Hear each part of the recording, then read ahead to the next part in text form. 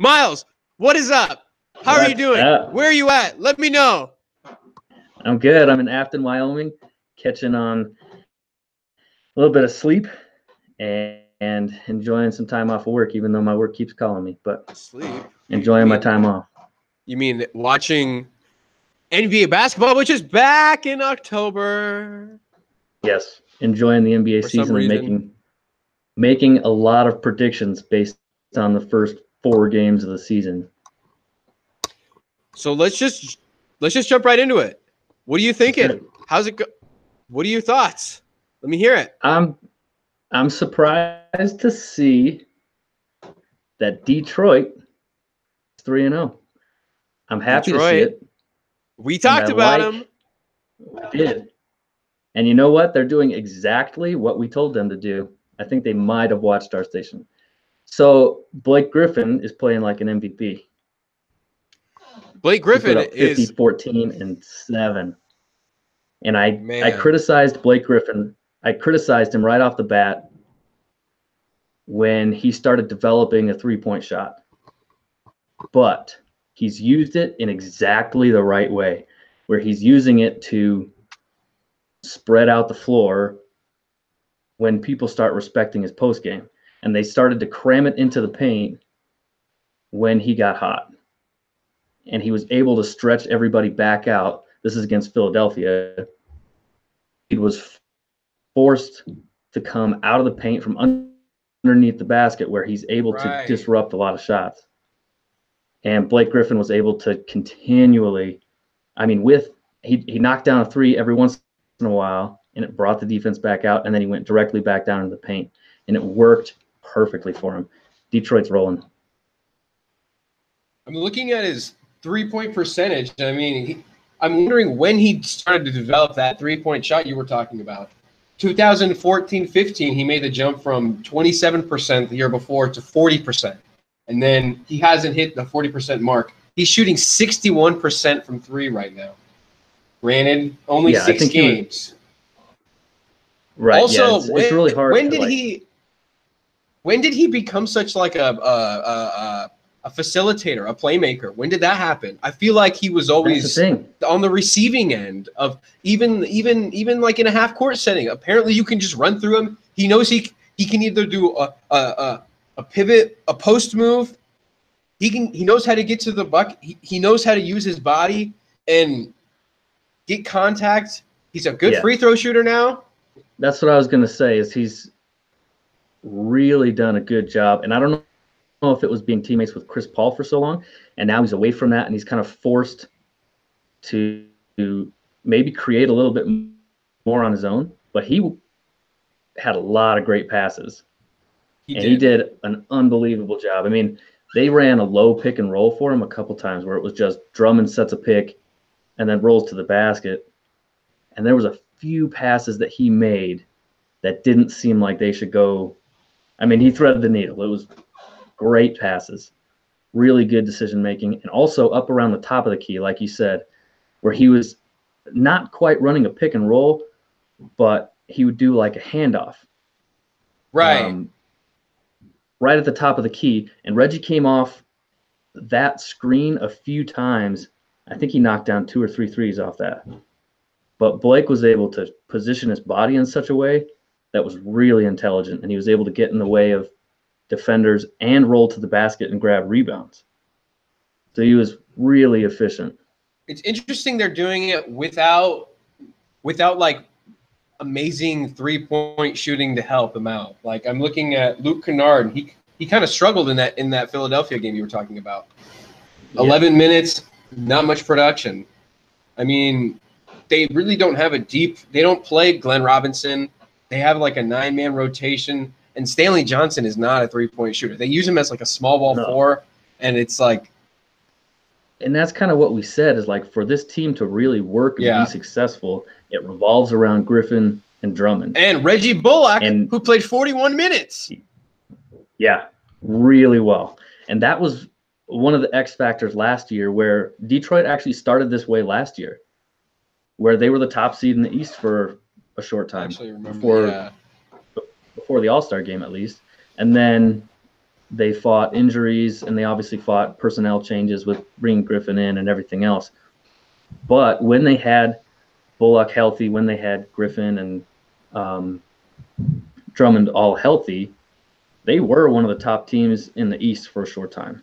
Yeah, and how much of a pressure does it relieve off of Reggie Jackson not being able to not being called upon to like always be the facilitator, the playmaker? Okay, so let's change. Yeah.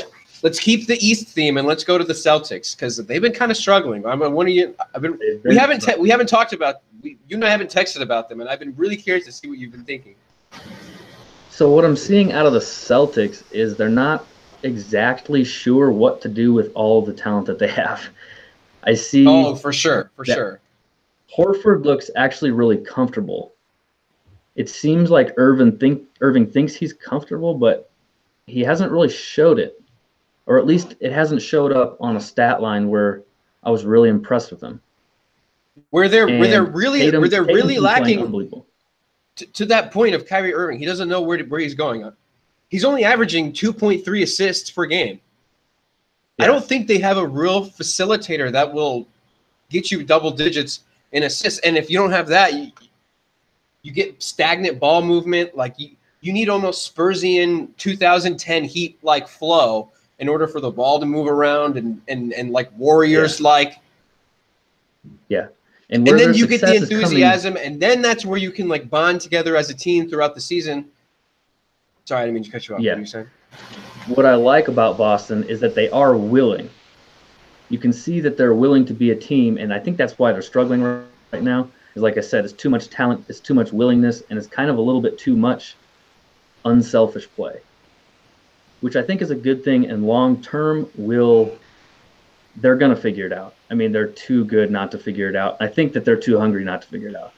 Tatum's playing really well, and I think they're trying not to step on Tatum, but also trying to work Hayward into his old groove, trying to work Kyrie back into being that Kyrie that everybody wants to see. And then also all the guys on the bench where they got Jaylen Brown, they've got Scary Terry, who's been playing really well.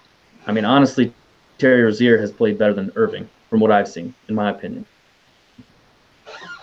And I think that if they can keep this, because right now they have the top defense in the NBA, scoring-wise at least. I think they're giving up 98.5 points a game, which there's only one other team that's keeping teams below 100 points, and that's the Denver Nuggets, which we'll get to them. They're playing great basketball. But everyone else, all 28 teams in the NBA besides the Celtics and the Nuggets, are giving up 100-plus points a game. So Celtics have something working for them. They just need to figure out the offensive side of the ball, and I think they need to speed their game up. I think they're playing way too slow. And it's hurting them because I think putting into the fast break and getting him to finish around the rim is where he really excels. And I think that they really need to up the number of possessions that they get in a game to make everybody happy. Yeah. And I think they're going to figure it out. And developmentally, I don't think Jaylen Brown is – I think he's the guy that's really sacrificing a lot.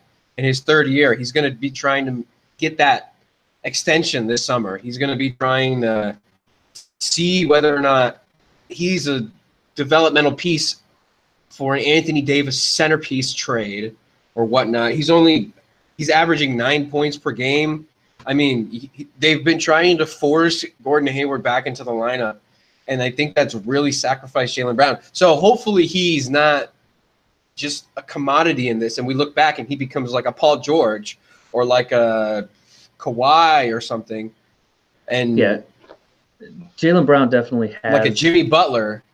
Yeah, because he can play defense. That's the thing, and he is a hyped player. I mean, he gets after it. And he's willing to put in the work. He's willing to be – I mean, when he was a rookie, he was already playing for the Celtics in the playoffs. He knows what it takes to be a playoff caliber player on a franchise that matters. I think if you're the New Orleans Pelicans and you're trying to restart your franchise, what other young players around there would you rather – Brandon Ingram? I mean, I don't know who – who's trying? What young person is available? Jimmy Butler's available. He's 30.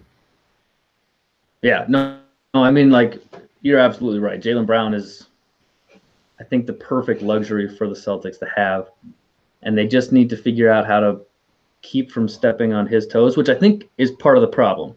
I mean, he's getting 30 minutes a game. Brad Stevens knows he can play defense. He wouldn't be out there 30 minutes a game if he wasn't a defensive stopper. He's just not getting any plays, and he's not. He's really not playing that efficiently. He's forcing the offensive possessions that he's getting, and it seems to be costing them a little bit. Over the last couple games, he has gotten better, but he is forcing the issue, and I saw him make a lot of really strange, unnecessary turnovers and unnecessary fouls. He got into foul trouble really quick, and it's kind of, I guess, the epitome of just a young player. It's the kind of things that you're going to have to live with, but I think Jaylen Brown is going to be really valuable for them come playoff time. I think that he's going to get a lot of minutes. I'm seeing Semi Ojeley's minutes and Uverselli.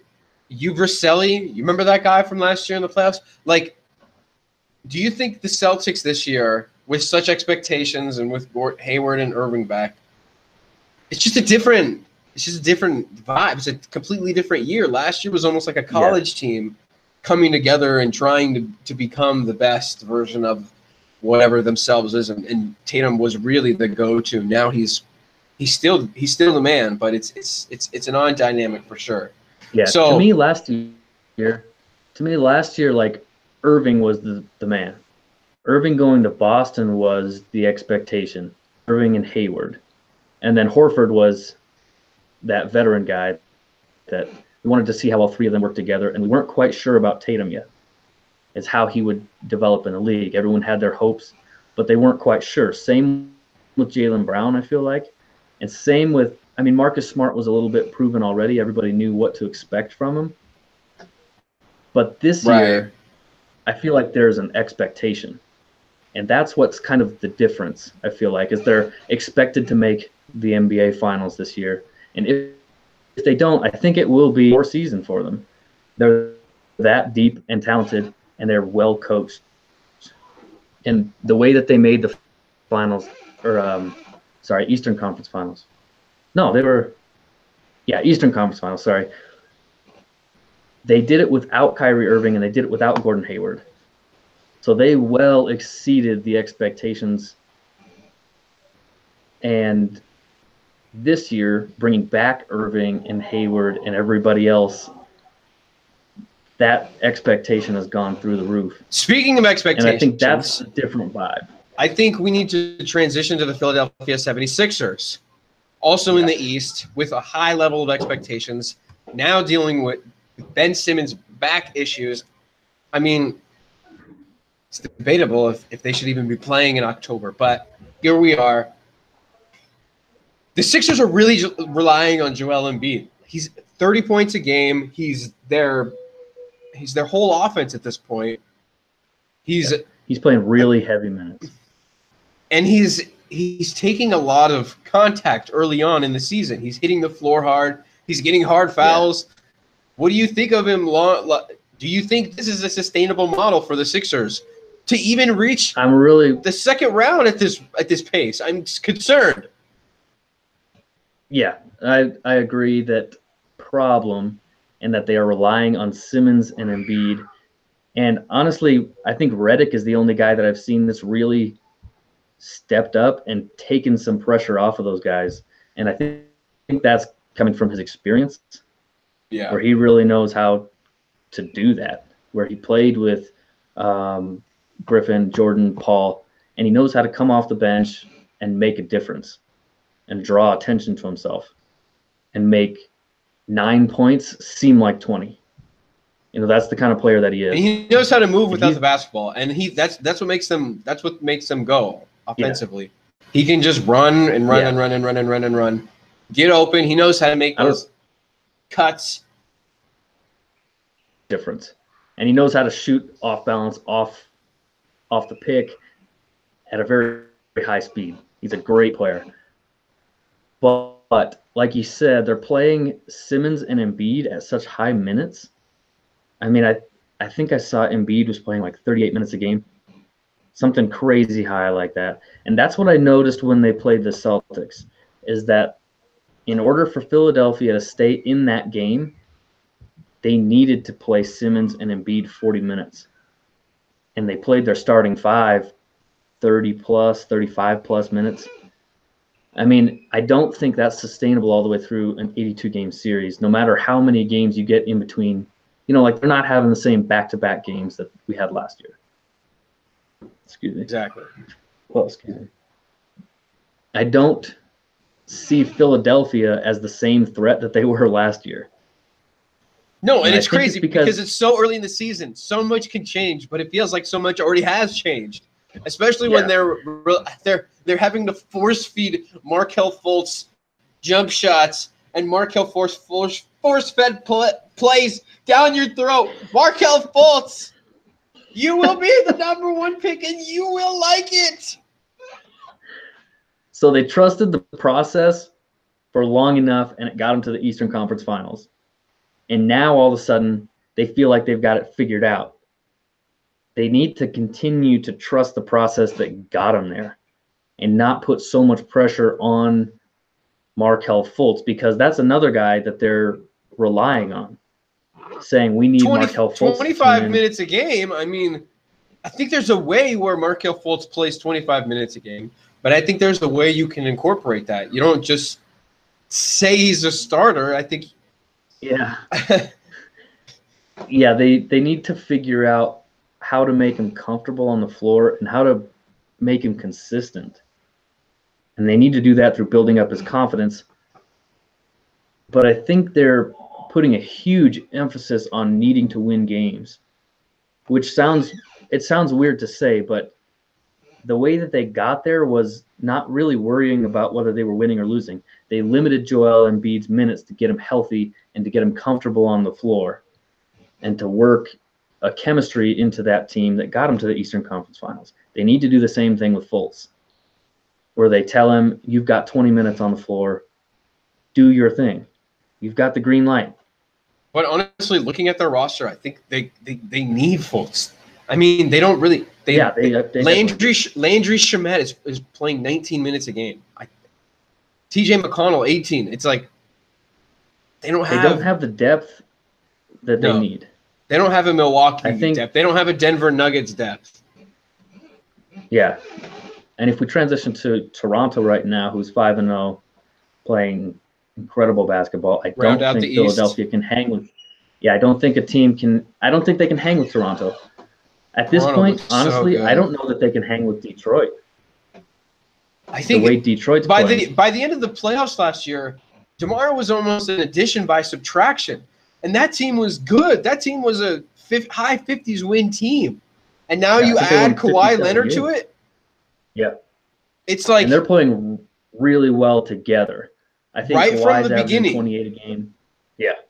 It's weird and because Danny Green has played unbelievable. It's almost like watching your niece or nephew, because we don't have kids, take steps and like develop as a human being. Like you're watching Kawhi try and do things with the basketball and trying to get back to his former shape. And it's like, and it's so analogous to the team. The team's trying to, take those steps and trying to build together. And Fred VanVleet is just continuing where he left off last year.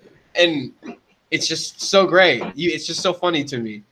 And now that, especially when they just took out Boston and they've been just destroying it. Yeah, I like the way Toronto's playing, and I was skeptical about how they would play together. I was worried about Lowry. I was worried about Kawhi and the summer that he had, where his head was going to be at. Same with Lowry, having lost DeRozan. It was a close friend of his. I mean, off the court, that's going to affect him. And I wasn't quite sure how that was going to go down, because we saw the same thing with Rondo when he sort of lost the Boston Celtics, where he was really comfortable with Pierce and Garnett and guys that were fired up and really intense. I mean, those were some of the most intense competitors in NBA history. And when he lost that and went to Sacramento, we saw his career sort of dive off. About Lowry in that same way, where I was wondering how he was going to handle losing DeRozan and kind of losing that chemistry and trying to pick it up with new guys like Danny Green and Kawhi Leonard. And they've done a really good job. He's done 20 and 10. That's how good of a job Kyle Lowry's done.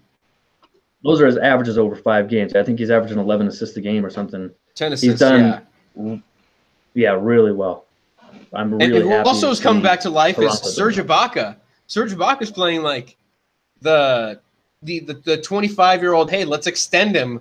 Let's sign him to a 3. And that's what Serge Ibaka can really do, is he can stretch it, not quite to the 3-point line. I don't think he's at, but he can stretch it 17 feet, and he will knock that shot down an extraordinary percentage.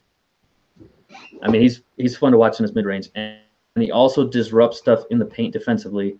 And with Danny Green and Kawhi Leonard, I think they're one of the most dangerous defensive teams. I think Lowry can get into it on the defensive end of the floor too.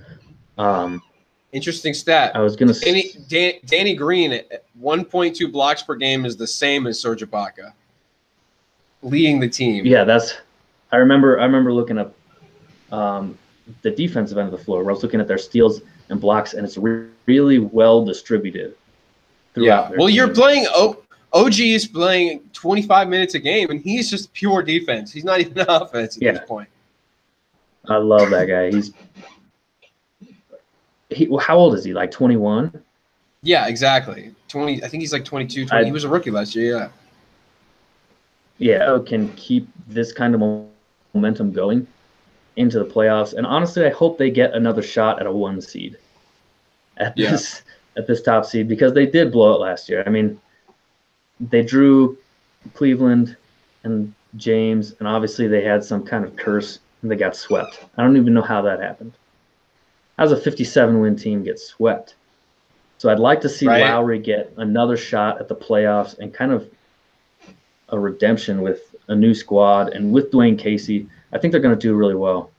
And how smart was it for the Raptors to not only trade for Kawhi, but to bring on Danny Green, a guy who's been with Kawhi for a long time in San Antonio, and would be in his ear telling him good things if the season was going well, which is a good bet. Yeah, that's actually the main difference that I see. And Danny Green right now has, I think, the 2nd highest offensive rating efficiency-wise in the NBA. And he's making a huge difference. And I see him as the main difference in San Antonio as well, where I see San Antonio struggling on the defensive end of the floor. They're struggling a little bit more in the mid-range too than I thought they would be. Well, it's a pure spacing. It's a spacing game at that point. I mean, you don't have the same space you can create with DeMar DeRozan. He can't shoot us. He doesn't have the same range. Yeah, absolutely. Yeah, that's absolutely right. And Danny Green is the ultimate 3-and-D guy. He's like exactly what San Antonio created with Bruce Bowen. And he is sort of what they've lost.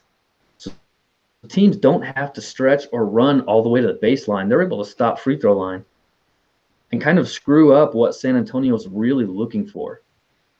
And I think Danny Green's been that biggest difference.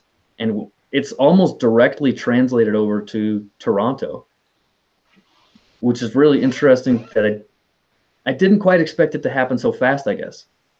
I didn't expect to see them looking so comfortable. Exactly. Especially with the offseason that Kawhi's had. So I want to kind of take a hard transition here, Miles, and kind of bring up something that was not in NBA, not necessarily in the stat sheet, but in the news. So LeBron's agency, Clutch Sports, recently signed Darius Bazley, a former Syracuse commit. And it just came out recently that he signed a $1 million internship with New Balance. Kind of breaking the mold of because he was the 13th overall prospect, breaking the mold of what it means for a top prospect. One and done. You're one and done player. What one and done's options, because there's clearly a difference between good, solid Division I major conference basketball player versus the elite one and done top 50 recruit. You know, those. Yeah, absolutely. And I see there is an argument to be made for a college system. Look at Trey Young's a perfect example. Jim Boeheim said that. He comes out a year before Oklahoma. He's like the 30th pick, maybe. After a year at Oklahoma, he uses that brand, stock, the exposure, third pick. Darius Bazley decommits from Syracuse. And I think it's interesting because he was one of, along with Brian Bowen, one of like the alleged players who got paid. And so I was kind of just taking a step back and thinking, okay, why is LeBron and Clutch Sports going out of their way to help? Do they really believe in this guy? I think it's just coming from a kid who made a mistake, accepting money. He's an elite player. And Clutch Sports, I mean, if it works out, it's a great way to start to develop. And I mean, like, what better way to start to learn how to play the game of basketball than under LeBron James? Who cares if he doesn't play in the Duke versus Kansas? I mean, he's not even he went for Syracuse anyways. They probably wouldn't even made the tournament. They're definitely looking into the future, like well into the future. And they're not so worried about they're not worried about his college career at all. But what they've done is they've given him an incredible opportunity, not just in basketball, but also as kind of a fallback. Yeah. So the $1 million internship it's legitimately an internship. Yeah, he's like he's doing storyboarding and trying to do a shoe design or something. That's kind of like the wording that Rich Paul used. That's exactly. And I think he's actually probably going to take more from a one-year internship of real life experience than he would with a one and done at Syracuse. Interesting. Coming from a recently college graduate, now having 1-ish years working in the real life. I mean, dude, I feel the same way. It's crazy. Yeah, I'm actually really excited to see this opportunity arise for like the top prospects. It's definitely like it's like a we like to make fun of LeVar Ball's league all we want, but like I think there's something to be said for, like, if you think about it, LeBron is still like 33. I think if you were to define a millennial, I think I heard like 35 and under is this. So he's considered a millennial. I mean, he grew up in the 2000s. He was 18 in 2003, obviously. Mm-hmm. So I think there's a millennial attitude that we're told this all the time in society, that you should be paid what you're worth, right? Absolutely. So for an 18-year-old, 19-year-old college kid that can demand millions of views on YouTube or millions of views on ESPN or playing for free for college, amateurism, who's to say they shouldn't be compensated? And so I think even though not everybody in the old school attitude would agree with that, obviously Jim Boeheim doesn't. Yeah. But LeBron is a self-made billionaire and has made more money than 99% of college graduates. If there was a way to another path, he would know how to do it. And if you're Jim Boeheim, why not just completely support that? Well, right now, I think that the NCAA has been put in a really difficult spot by, number one, the G League elite contracts that are coming out, and by this new internship, which who wouldn't take one of these? And this, kind of like turn away from the NCAA started way back early 90s, honestly, with the Fab Five, with so much money and weren't getting even 5% of it. Scholarships were, right? Well, that's that's when the brand really took off.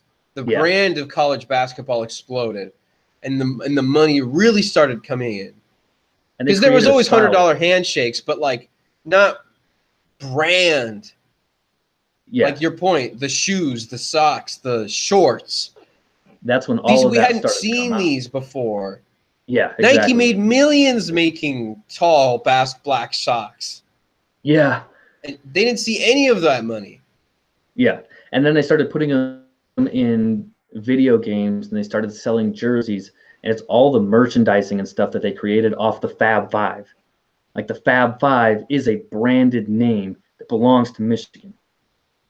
And it should belong to somebody like Jalen Rose and Chris Webber and Juwan Howard and King. I don't remember his first name. I don't remember the other. I'm embarrassed. But I don't either. But this started back then when they started realizing that they were creating a whole lot of money and not receiving a fair percentage for what they were actually bringing into the school. And really, a college scholarship is a contract. That's actually what it is. You can sign a 4-year or a 5-year contract with the university. Guys that are going in and signing essentially a one-and-done contract as they're going, I'm going 1 year, tuition, room, board, all that, full ride. And they're saying they deserve more than that. I absolutely agree with that. And the NCAA needs to change really, really fast. Within the next 5 years, they need to change drastically. Well, they won't. They don't. You don't want the idea of like a 19-year-old kid, like around the University of Kentucky's campus, just with like a Rolls Royce. That's what's going to happen, though. I mean, it's not going to be on campus, but these 19-year-old kids. Who's to say it won't? Why won't he like post up with? I mean, who knows what kind of image that would bring on? He could, right? I mean, what I see happening is these guys, and I remember seeing an interview with Mo Bamba, where he said the biggest difference between college and the pro game was that it was a full-time job now. He didn't have to focus on anything else. It was basketball. And that's how he's able to make the transition. Imagine Anthony Simmons. He didn't go play college basketball. He went around the one-and-done rule by turning 19 years old and then going to the league, which was something we hadn't seen. But he saved himself a year of not being able or not having to focus on school. He was able to focus on his game. And I think we're going to see him transition into the league a little bit quicker than like a college player, because the college game is different. There's definitely incentive for an NBA team to have stock in a young player like Anthony Simons. But when they reach a certain age, it's like the G League isn't set up for a 19-year-old to develop. It's really not. It's set up. Yet. It's set up for a 26-year-old trying to get back to the Kings, and he's trying to make the 17th player, and he's trying to get that call-up money, and they're not going to be worried about Darius Bazley and his development. Look how fast the G League has come along. I mean, it started in 2002. It's been 16 years. And it's already been sold. It's already been sold and branded. It's the Gatorade League. It's the development league. It's the Gatorade League. It's an official Gatorade call-up. But it's been in effect a shorter amount of time than the WNBA. And I don't necessarily want to compare the two or make the two like rivals, but it's been 16 years versus I think 22 years for the WNBA. And they're already getting elite contracts worth more than a max veteran contract in the WNBA. And they've got 28 teams versus, I think, 16 in the WNBA. Yeah, I think the G League is coming up very fast. New Orleans just announced a new franchise in Alabama. And go with me on this. This is something I thought about. So everybody wants to see the WNBA get paid more. What do you think the solution is for that? To me, I think they should make them essentially getting paid more. What for? What? Why? You get paid what the market's worth? I don't understand. Oh no, I'm with you. And honestly, here's what I found out. So the WNBA has been in effect for 22 years. Started in 1996. When the NBA was 22 years old, the same age as the WNBA, the highest contract, they actually set a record. At 22 years, they set a record when they paid Wilt Chamberlain a 5-year, $250,000 contract, which with inflation is not even what the rookie minimum is now.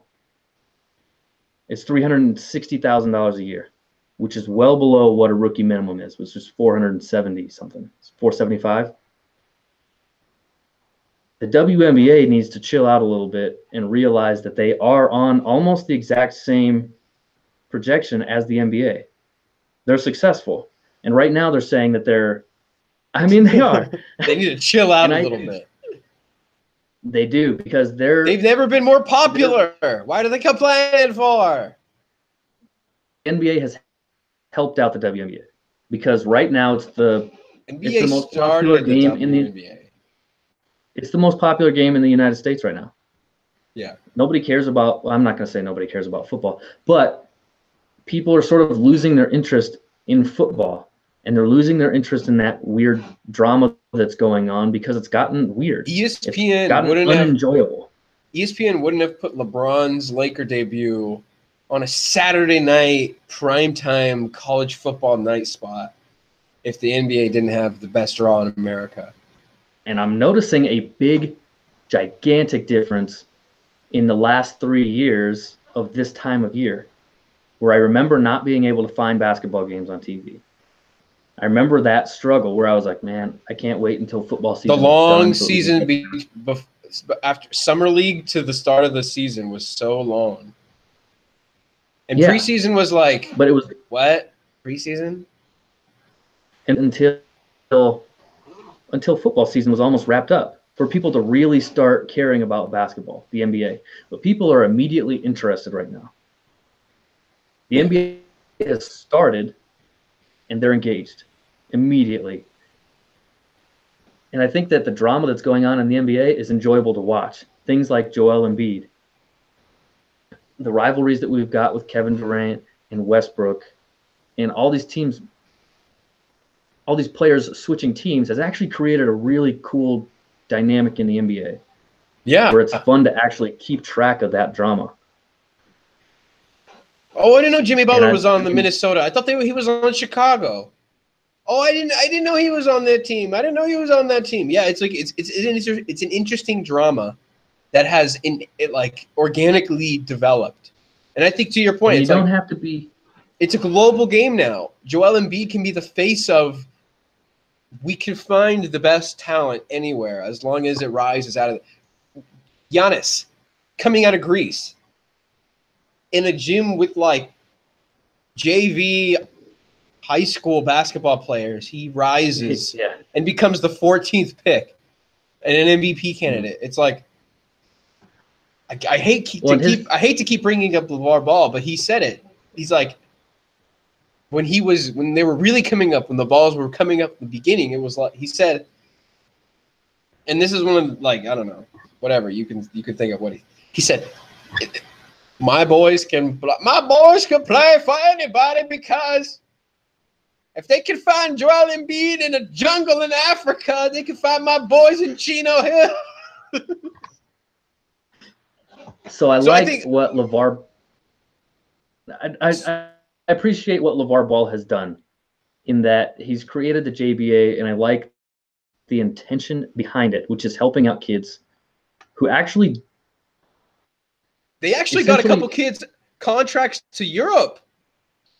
Yeah, I mean, honestly, what he's really done behind that huge persona is something positive. What and he's helped kids out. What he's really done is just pay for his kids to play so that they could have somebody to play against. He's just the rich daddy. Oh, yeah, sorry. I didn't mean to steal your point. Yeah, no, you're good. That's the point I was going to make, though, is LeVar Ball has sort of done it for the wrong reasons. It's definitely selfish, but he's also done some positive things. And it's the kids that weren't able to graduate high school, I guess, like community college type of players. So it's kids 19 years old and younger, I think, is the league. I don't enjoy watching it. I hate the style of basketball that's being played. No, it's JUCO basketball. It's really JUCO. It's what it is. Yeah, I've tried to watch it and I just can't. I can watch the WNBA. I can actually appreciate what they're doing. Here's the thing about the WNBA, if you don't mind me going off on this a little bit. I think they need to develop their game based on what's going on in the NBA. So what bothers me about the WNBA is that the basketball is smaller, the rim is the same size, the three-point line is closer, and the NBA has better shooters. In the WNBA, they really should be shooting. They're not dunking and doing all this high-flying acrobatics. Yes, they finish really well, but why aren't they finishing that Kyrie Irving finishes? Yeah. Don't tell me that they don't have some kind of capability of making the game a little bit flashy. I mean, they can definitely flip the ball up off the glass. That should be their focus. After practices, they're not having dunk contests like the Golden State Warriors are probably doing. No, and when you hit a three-pointer in transition, there's a different reaction from the crowd now than in the inaugurational season of the NBA in 2003 or whatever, or the WNBA, I mean. It's like now with Steph Curry, like you said, hitting a three, it's like, oh my gosh. And if you can do that in consecutive possessions, it's like insane. People are going to want to watch that. Yeah. And if they develop a player similar to like a Steph Curry, I mean, like base your game off of that. People are going to be attracted to it, and they're going to want to see that. And I think that's where the WNBA needs to go. They're playing this like San Antonio Spurs style of fundamental basketball. And I mean, the tip-off of the All-Star game last year, somebody almost scored on the wrong basket. That's the All-Stars. I mean, you got to be better. You don't know where you are. It's an exhibition game. Doesn't matter. I'm just saying, I think the WNBA should really focus on trying to make their game. I don't want to say exactly like the NBA, but entertaining in some way. They need to find some way to attract people to it instead of just complaining that they're not being paid enough. That's all I got to say about that one. Yeah. I need to watch more in WNBA because I don't admittedly watch that much of it because I just when they miss a layup, I just can't do it. It's bad. They go up for layups with two hands. There's no flash.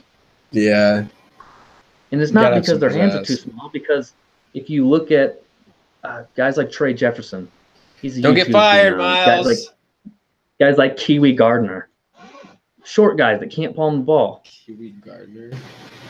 Again, he's a YouTube guy, like 5'7". You don't know. Oh, okay. A dunker, one of those guys. Yeah. But he does a lot of like Jelly Fam type of stuff. Jelly Fam. I think that's where the WNBA kind of needs to take their game is a little bit more exciting. Watch Pete Maravich, Larry Bird. I mean, they weren't flashy, they weren't athletic, they weren't spectacular really in any kind of way except that they were really creative and they were competitive. But anyway, I kind of got off on the contract thing. Well, actually, that's good. Let's end on talking about. We kind of talked about the Eastern Conference top. Let's talk about the Western Conference bottom, just to be random. Sure. We haven't prepped this. But let's go through it, because I had this thought the other day. And my thought is, how much pressure is it for Western Conference playoff teams? So, like, pretty much all of them but a couple. Bottom of the West? Who? The Thunder. Well, that'll change. But, like, how much pressure is it for them to win against your Sacramento, your Phoenix? Like, when they go to those games, it's like, guys, we really got to get this win, because, like, we got to get this win on our calendar, or else it's going to be a long home stretch. It's going to be a long away stretch in the division. It's like, that's actually a really interesting point, because actually looking at the standings, the Kings are number 10 right now. They shouldn't be. I mean, they're not. I know that this is only 10 in the West. 10 in the West. Yes, in the West. They're not. This is only like 3 or 4 games in, but it's still interesting to watch, especially because of how competitive the West is. Right. So last year, from the 3 seed to the 10th seed was separated by a game and a half, something like that. Yep. These games do matter. Yes. Okay. Yeah. So yeah. These games really matter. So looking and seeing Oklahoma City at the 0-3, that's actually significant, and it can play a role in what we're going to see when it comes to there's only 10 games left, and they're fighting for a playoff spot, unless they really figure things out. The Suns, okay, let's look at the bottom 5 teams right now are the Wolves, Rockets, Lakers, Suns, Thunder. Okay, well, yeah, you can exclude the Rockets, probably the Lakers. Can you exclude the Wolves? I don't know, but, like, let's just start with the worst. Let's start with Phoenix and the Kings, because those are the worst. We talked about those in our preview, but honestly, I'm impressed with Phoenix. I'm really happy with what I've seen out of Phoenix, especially for what they've got. So they've started Isaiah Cannon, and I learned that I was saying his name wrong, but so was everybody else in the league. Isaiah Cannon. I'm going to keep calling him Cannon. They played incredible basketball against the Mavericks. They've so far lost to the Nuggets, who I actually want to touch on the Nuggets a little bit, because they're right now the best team in the NBA. Nobody has played better than the Nuggets through 5 games. Why do you think that is? I think it's chemistry, honestly. They have not mixed up their lineup, it seems like, in a long time.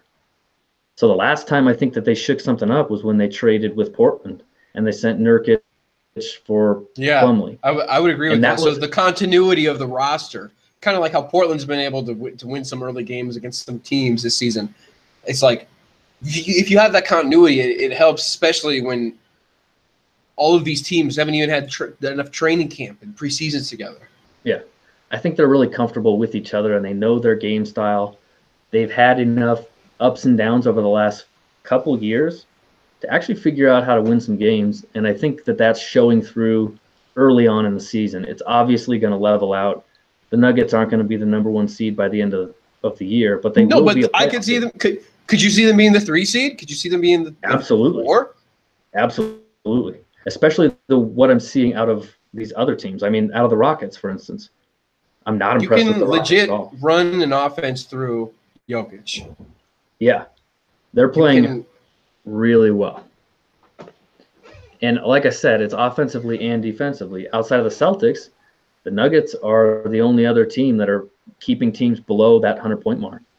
I remember watching Will Barton for the Blazers. He was just such a spaz, and now to see him playing so well, I know he's been hurt a little bit, but it's like, I'm so happy for him. He got a contract. He's like an established role player for them. Yeah, and that's something I never honestly saw that in his future. I kind of thought he was going to be like a Travis Outlaw almost. Like when he left Portland, that was kind of going to be it for him. He was just going to kind of fade away in the league. And I'm glad that he's found some place that he can be of value. I retire his jersey. But back to the Suns. So they've lost to the Warriors. Oh, sorry, that's preseason. They've lost to the Mavericks, the Nuggets, and the Warriors. I'm sorry, they did not lose to the Mavericks. They beat the oh man. They beat the Mavericks in a really impressive fashion. That was a game that I watched. That was on ESPN. That was great. I was really impressed with them. Then they lost to the Nuggets, they lost to the Warriors, and they lost to the Lakers. Those were 3 teams that honestly I think they were kind of supposed to lose to, if I can put it that way. They obviously weren't going to hang with the Warriors. The Nuggets are playing so well, I wouldn't expect. I mean, they got blown out. They got beat by 30. Yeah, and they just don't have what it takes.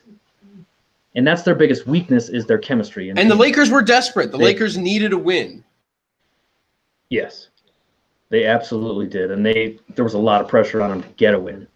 That, and also Phoenix has been playing on the road quite a bit. The game that they won against Dallas was at home.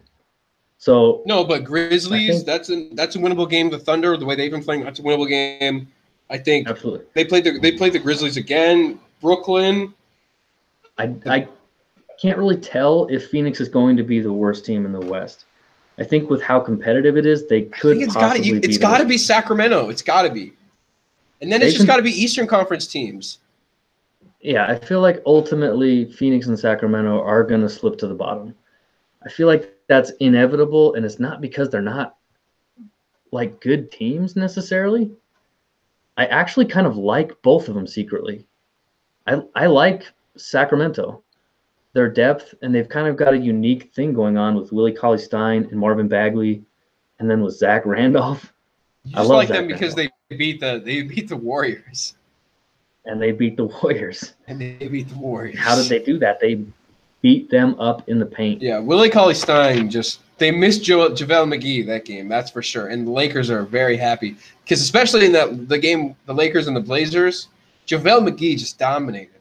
Yeah, he did. Because Nurkic is so flat-footed, he can't move.